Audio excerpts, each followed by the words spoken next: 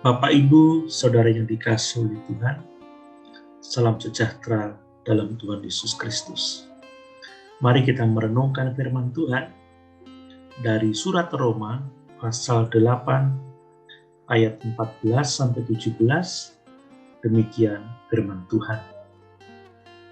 Semua orang yang dipimpin Roh Allah adalah anak Allah. Sebab kamu tidak menerima roh perbudakan yang membuat kamu menjadi takut lagi, tetapi kamu telah menerima roh yang menjadikan kamu anak Allah. Oleh roh itu kita berseru, Ya Aba, Ya Bapa. Roh itu bersaksi bersama-sama dengan roh kita bahwa kita adalah anak-anak Allah. Dan jika kita adalah anak, maka kita juga adalah ahli waris. Maksudnya, orang-orang yang berhak menerima janji-janji Allah yang akan menerimanya bersama-sama dengan Kristus. Yaitu jika kita menderita bersama-sama dengan Dia, supaya kita juga dipermuliakan bersama-sama dengan Dia. Melalui ayat-ayat ini, saya akan menyampaikan kebenaran tentang siapakah kita di dalam Kristus. Kita akan bersama-sama belajar tentang status kita di dalam Kristus. Hal ini sangat penting karena dalam status melekat berkat, dalam status juga melekat tanggung jawab. Dengan mengenal status, kita akan memahami hak serta kewajiban kita. Rasul Paulus dengan tegas menyatakan bahwa di dalam Kristus kita adalah anak-anak Allah. Kita adalah anak-anak Allah oleh karena iman, sebagaimana dinyatakan oleh Tuhan Yesus dalam Yohanes pasal 1 ayat 12-13. Oleh iman kepada Kristus, Allah mengaruniakan kepada kita Roh Kudus yang menjadikan kita anak-anak Allah. Tuhan Yesus menyatakan bahwa Roh Kudus melahirkan kita kembali menjadi anak-anak Allah. Rasul Paulus menyatakan bahwa sebagai anak Allah, kita memiliki hak istimewa. Dalam budaya Romawi, seorang yang diangkat menjadi anak akan kehilangan semua hak yang dimilikinya dari keluarga asalnya dan memperoleh semua hak sebagai anak dari keluarga barunya. Ia akan mewarisi semua kepemilikan ayah barunya. Demikian juga dengan kita. Saat kita percaya dan menjadi orang Kristen, kita memperoleh hak istimewa dan tanggung jawab sebagai anak dalam keluarga Allah. Salah satu hak istimewa kita adalah hidup dipimpin oleh Roh Kudus.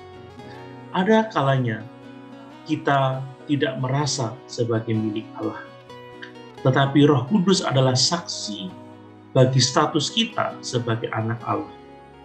Ia memimpin kita untuk menyebut Allah sebagai Bapa kita. Kehadiran Roh Kudus dalam diri kita mengingatkan kita tentang siapa kita sebagai anak-anak Allah dan menguatkan kita dengan kasih Allah dalam kehidupan kita. Kita adalah anak-anak Allah, bukan lagi budak dosa yang harus terus merasa takut.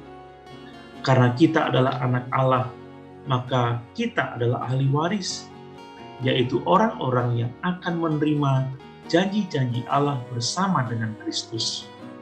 Itulah janji berkat. Allah telah memberikan kepada kita karunia-karunia terbaiknya, yaitu anaknya sendiri, Yesus Kristus, Roh Kudus, pengampunan, dan kehidupan kekal. Bapa juga memerintahkan kita untuk meminta kepadanya apapun yang kita butuhkan. Bapak, Ibu, Saudara yang dikasihi oleh Tuhan, tanggung jawab kita sebagai anak-anak Allah adalah mentaati pimpinan Roh Kudus. Kita harus mengikuti Tuhan, yaitu pimpinan Roh. Mengapa kita harus mengikuti Tuhan? Sebab jalan Tuhan adalah hidup dan damai sejahtera. Setiap hari kita harus secara sadar memilih untuk memusatkan perhatian kita pada Tuhan. Untuk itu gunakan Alkitab sebagai penuntun dan taatilah Alkitab itu. Dalam setiap situasi, tanya pada diri sendiri, apa yang Tuhan kehendaki untuk saya lakukan? Saat Roh Kudus menyatakan apa yang benar, lakukan itu dengan sungguh-sungguh. Sebagai anak-anak Allah, kita harus mati terhadap kedagingan. Kita harus hidup untuk Allah melalui ketaatan kepada Roh Kudus.